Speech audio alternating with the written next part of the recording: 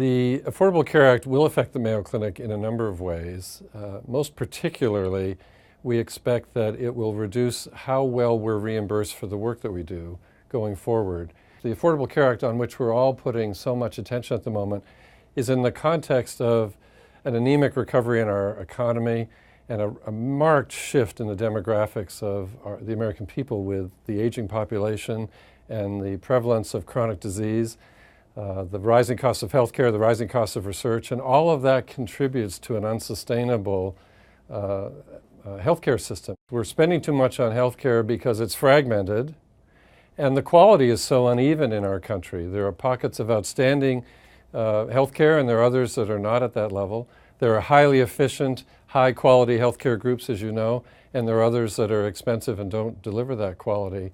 And so what we're doing at Mayo Clinic is focusing on the fragmented healthcare part and delivering higher quality, because we believe if we can get healthcare to be more integrated and if we drive the quality down, it will actually save money for the system, and it'll provide what patients need, what our citizens need, and that is trusted and affordable, safe healthcare. So Mayo's very focused on those two aspects, the integration of care and focused like a laser on providing safer, more efficient care. The Affordable Care Act is really insurance reform. It gets people covered with insurance.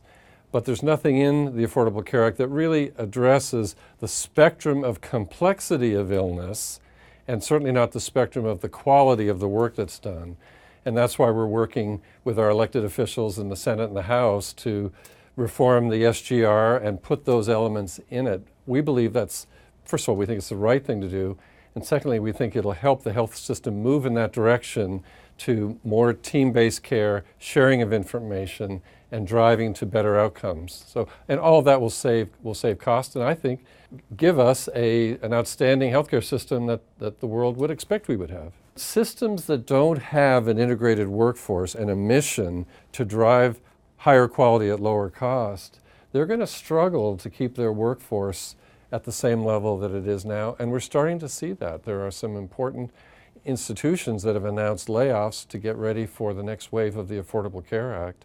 The American Hospital Association predicts that there will be closures of many hospitals simply because, and they'll be closing full of patients, but unable to pay their bills because the reimbursement isn't there. And that's sharp contrast to just a few years ago, where hospital administrators wanted to keep their hospitals full so they could be successful. So there's going to be an awful lot of chaos in the system going forward, which is tough for our citizens, and we'll work our way through it. We're a great nation, we'll sort this through, but there's going to be some pain.